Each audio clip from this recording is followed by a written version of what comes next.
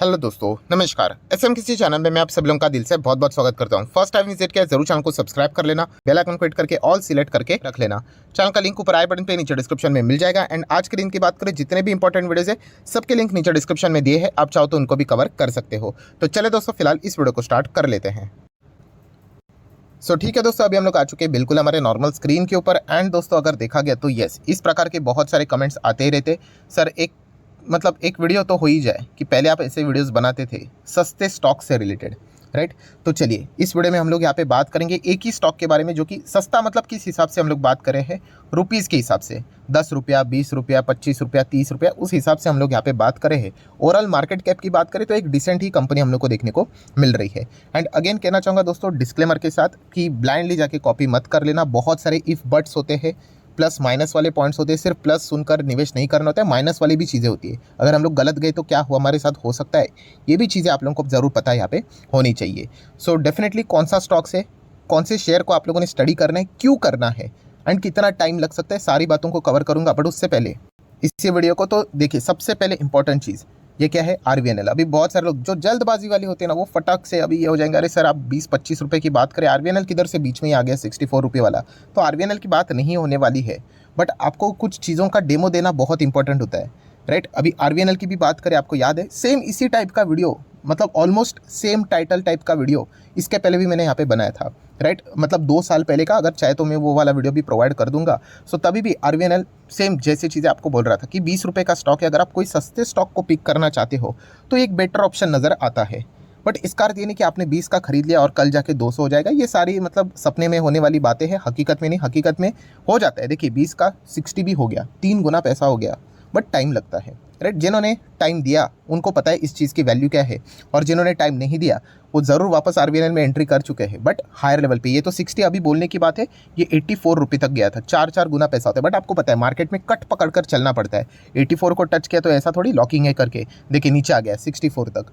सो ये चीज़ें हम लोग को देखने को मिल जाता है। और ये देखिए कंपनी देखिए कैसे भागी, बिल्कुल फ्लैट थी 2 साल, कुछ भी नहीं, और फिर बाद में तेज़ी आ गई तो रिटर्न बन गया। तो ये मार्केट में मतलब बोलते हैं ना, अभी का सबसे बेस्ट एग्जांपल है कि पेशेंस की वैल्यू क्या होती है। ये इसका एकदम एकदम एकदम परफेक्ट एग्जांपल है। जिन्होंने पेशेंस नहीं रखा, बहुत सारे लोगों के पोर्टफोलियो में स्टॉक था आरवीएनएल, 20 रुपये का ही था ना, सस्ता था, कितने लोगों ने खरीद के रखा था। लाख 2 लाख, 3 लाख, 5 लाख पैसा डाला था, हो जाता उनका पैसा जितना अभी हम लोग को देखने को मिला, 3 4 गुना पैसा हो जाता था। बट पेशेंस नहीं रख पाए। यही तो मैं बार बार आप लोगों को बता रहा हूँ, P = P। पेशेंस रखोगे तो पैसा बनेगा, नहीं रखोगे तो फिर अच्छे स्टॉक सिलेक्ट करके मतलब ही क्या है। जाओ कोई भी स्टॉक खरीद लेना, वो तो गिरने ही वाला है, आज नहीं तो कल। तो ये स्टॉक के ऊपर जाने से पहले ये बातें आपको पता होनी चाहिए। तो ये देखिए मैंने इसी वीडियो को यहाँ पे ऑन किया, आरवीएनएल की यहाँ पे बात हो रही थी और कितने पे चल रहा था, थोड़ा सा मैं इसको जूम आउट कर लूँ तो ये देखिए 20 रुपये के आसपास यहाँ पे चल रहा था। अगर आपको ये वीडियो देखना है ज़रूर देख लेना, क्योंकि इसमें वही पॉइंट मैं कवर कर रहा हूँ जो अभी तक मतलब 2 साल पहले का वीडियो है ना। आपको भी यही चीज़ें देखने को मिलेगा। अगर आप वीडियो को आगे पीछे करके देखोगे ना तो आप देख सकते हैं। देखिए मैंने 20 रुपये को काटा है, क्यों काटा होगा आपको पता होगा अगर आप इस चैनल को प्रॉपरली फॉलो करते हो। ऑब्वियसली प्राइस देखकर डिसीजन नहीं लेना है, वही चीज़ समझाई थी। हाँ, आपका फोकस किस पे होना चाहिए था, शेयर प्राइस के ऊपर नहीं, कंपनी के ऊपर। ये देखिए या एरो बना के भी बताया था, मतलब वीडियो देखने की भी ज़रूरत नहीं, मुझे पता है कि यही चीज़ें मैंने बोली होगी। सो जिन्होंने कंपनी को समझा होगा, राइट, उन्होंने होल्ड किया होगा, और जिन्होंने कंपनी को नहीं समझा होगा उन्होंने निवेश करके बाद में एग्जिट किया होगा। कोविड में तो ये 50% क्रैश हो गया। कितना हो गया, 10 रुपया हो गया था, 10 रुपया, राइट। तो वही चीज़ें, सर बर्बाद हो गए हम लोग, ये हो गए वो हो गए। मैं मार्केट है, ऐसा ही चलता है बॉस। ये रूल्स एक्सेप्ट नहीं है तो फिर मार्केट में मतलब बोलते हैं ना, आओगे तो फ्रस्ट्रेट ही हो जाओगे। मार्केट ऐसा ही चलता है, राइट। तो बाद में आप देख सकते, सिर्फ होल्ड भी कर लेते तो 4 गुना पैसा इजीली हो सकता था, लॉस लेकर निकल गए। सो अगर यही करना है तो फिर मार्केट में तो टिक नहीं पाओगे। सो ये मैं पहला डेमो आपको क्यों बता रहा हूँ, ये चीज़ें पता होनी चाहिए। अभी जो लोग ये स्किप करेंगे ना, डायरेक्टली शेयर के ऊपर जाएंगे, कोई मतलब की बात नहीं, उनके साथ सेम यही चीज़ें होंगी। आरवीएनएल में जो हुई ना, वही चीज़ें उनको बाकी स्टॉक में भी देखने को मिलेगी, जिसमें मैं बात यहाँ पे कर रहा हूँ। तो ठीक है दोस्तों, कौन से स्टॉक की यहाँ पे मैं बात करने वाला हूँ। तो दोस्तों स्टॉक का नाम है IRFC।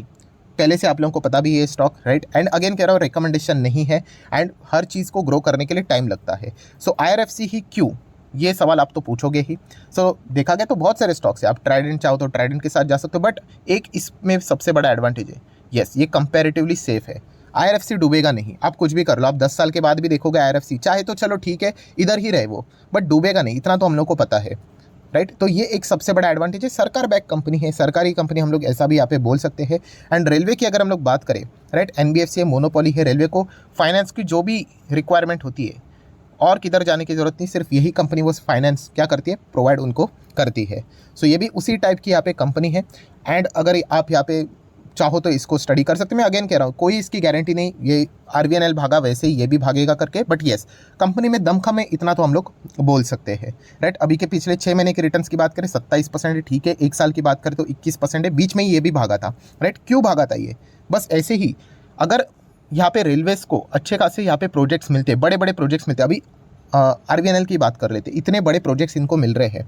सो ये प्रोजेक्ट थोड़ी ना इनके पास इतना पैसा है, इनको क्या करना पड़ेगा, फाइनेंस की ज़रूरत पड़ेगी, पैसा उठाना पड़ेगा।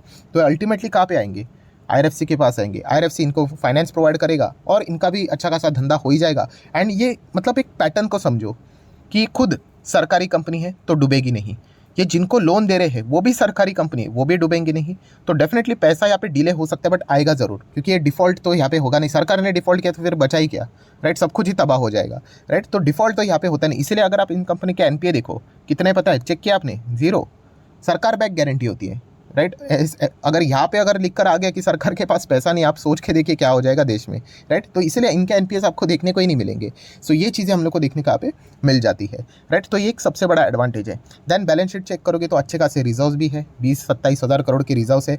फाइनेंस वाली कंपनी तो प्लस माइनस कर्जा होता रहता है, ज़्यादा इधर मतलब आपको पता ही कि फाइनेंस में हम लोग इन चीज़ों को ज़्यादा इधर फोकस नहीं रखते। एंड अगर हम लोग कैश की बात करें तो 300 के आसपास कैश देखने को मिल रहा है। देन अगर हम लोग बात करें तो कंपनी का ये देखिए, सब कुछ आप लोगों को गवर्नमेंट रेलवे इसी से रिलेटेड सारी चीज़ें देखने को यहाँ पे मिल जाएगी। एंड इंडिया में अगर रेलवे की बात करें, यस सेक्टर ग्रो हो रहा है, और सेक्टर ग्रो हो रहा है तो रेलवेज़ को फाइनेंस की ज़रूरत पड़ेगी, तो ये भी कंपनी अच्छा खासा धंधा यहाँ पे ज़रूर करेगी, बट टाइम लगेगा। कंपनी की बात करें, प्राइस छोटी है, बट कंपनी एक मिड साइज़ की कंपनी, मिड कैप की है, राइट। आपको पता है कि किसी भी शेयर का रुपीज़ देखकर डिसीजन नहीं लेना होता है कि वो कंपनी छोटी है या फिर बड़ी है।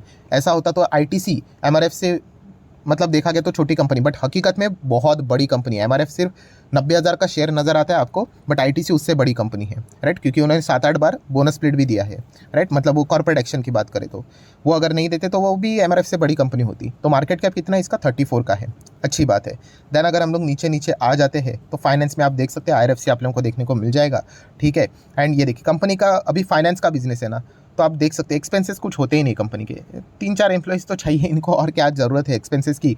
पैसा तो यहाँ पे देना है, पैसा तो आना है, तो सेल्स होता है, एक्सपेंसेस कुछ है नहीं, तो ऑपरेटिंग प्रॉफिट मार्जिन पूरा इनका 99-100% ही रहता है, राइट। खर्चे करने की ज़्यादा ज़रूरत हम लोग को देखने को ही मिलती ही नहीं है। एंड अगर हम लोग नेट प्रॉफिट की भी बात करें तो वो भी डिसेंट ही देखने को मिल जाता है। हाँ, ये एक डिसएडवांटेज आप ज़रूर बोल सकते हो कि ग्रोथ के लिए ज़्यादा कोई स्कोप ही नहीं है, कि ओपीएम बढ़ा है, कंपनी का मार्जिन बढ़ रहा है, क्या बढ़ेगा, ऑलरेडी तो फुल मार्जिन है कंपनी का, पूरा पैसा ही उन्हीं का रहता है, राइट। तो ये चीज़ें हम लोग को देखने को मिल जाती है। पीएनएल भी देखोगे कंपनी का तो अच्छा खासा ही हम लोग को देखने को मिल जाता है, मतलब 400, 500, 700 ऐसा करते करते अगर आप चेक करोगे तो 4,000, 4,500, 6,000, 6,500 लगातार ग्रोथ हो रही है। हाँ, थोड़ा स्लो चलती है कंपनी, इतना भी हम लोग कह सकते हैं। एंड शेयर होल्डिंग पैटर्न की बात करें तो आप देख लेना यहाँ पे प्रमोटर कितना है, 86%। तो वार्निंग, सबसे पहली बड़ी वाली वार्निंग, अभी जिन्होंने सिर्फ शेयर के नाम देखे होंगे वो इन्होंने ये चीज़ें देखी नहीं होंगी, ये बाद में मेरे नाम से रोएंगे। क्या रोएंगे, अरे कंपनी ने तो ओएफएस लाया, आपने जानबूझ के यहाँ पे फंसाया। अरे मैं थोड़ी फंसा रहा हूँ, ये तो कॉमन सेंस वाली बात है ना कि 75% इनको करना पड़ेगा, तो आज नहीं तो कल ओएफएस आना ही आना है, राइट। थोड़ा डिले भी हो सकता है बट आएगा तो ज़रूर। तो ये फैक्टर आपको पता होना चाहिए। अगर सरकार को अच्छा दाम मिल रहा है तो कभी भी ओएफएस लेकर आ सकते हैं, क्या पता मंडे को ही लेके आ जाए, ट्यूसडे को लेके आ जाए, ला सकते हैं ना। तो ये वाला पॉइंट सबसे इंपॉर्टेंट है दोस्तों। एंड देखिए ओएफएस लाना कोई पाप नहीं होता है, ये तो पहले दिमाग से निकाल दो कि ओएफएस आ गया मतलब कंपनी बर्बाद हो गई, बिल्कुल भी नहीं, राइट। कंपनी यहाँ पे अच्छी यहाँ पे होती है। जो लोग ये बोलते हैं ना सर आईआरसीटीसी फिर कैसे बर्बाद हुआ, अरे आईआरसीटीसी ओएफएस के चलते किधर बर्बाद हुआ, आईआरसीटीसी ओएफएस के बाद कितना ऊपर भागा। वो तो बाद में वो कन्वीनियंस फीस का ड्रामा हो गया कि हाँ बोला फिर बाद में कैंसिल बोला, इस चीज़ के चलते उनका मोमेंटम टूटा, राइट। तो ये पॉइंट आपको थोड़ा बहुत पता होना चाहिए। तो ये देखिए ये एक फैक्टर है, आपको पता होना चाहिए कि 86 से 75 उनको करना पड़ेगा। तो ओएफएस आज नहीं तो कल नहीं तो परसों, 3 साल के अंदर तो कभी ना कभी आएगा। अभी 2021 में ही इनकी शुरुआत हुई थी, 2022, 2023, 24 मतलब है, टाइम है, बट आएगा ज़रूर। तो ये एक फैक्टर आपको पता है यहाँ पे होना चाहिए, जो कि आप इसको स्किप नहीं कर सकते। एफआईएसडीएस 1-2% के आसपास है, पब्लिक 9-10% के आसपास है। सो अगर आप इंटरेस्टेड ही हो तो आप चाहो तो आईआरएफसी इस कंपनी को यहाँ पे ज़रूर यहाँ पे स्टडी कर सकते हैं। अगेन कह रहा हूँ दोस्तों, कोई रिकमेंडेशन है मेरे साइड से, हमें नहीं पता ये कंपनी कब भागेगी नहीं भागेगी, बट येस एक सेफ खेलना है आपको तो डेफिनेटली इस कंपनी के बारे में सोच सकते हो। जैसे मैंने कहा ना कि ये कंपनी डूबेगी नहीं, ये सबसे बड़ा इसका एडवांटेज है, राइट। तो आप चाहो तो इसके बारे में स्टडी कर सकते हो। अगर आपको वाकई जेन्युइनली लगता है कि कंपनी में दम है, देन गो फॉर इट। अगर आपको लगता है नहीं, या फिर सिर्फ प्राइस देखकर खुश हो रहे हो, कोई मतलब की बात नहीं है, राइट। बिजनेस समझ में आना चाहिए। सो इंडिया अगर ग्रो करेगा, उसी के साथ साथ मतलब रेलवे सेक्टर भी ग्रो करेगा, तो ये कंपनी का भी बिजनेस अच्छा खासा ग्रो जरूर यहाँ पे होना चाहिए। ये चीज़ें हम लोग को जरूर नजर आती है।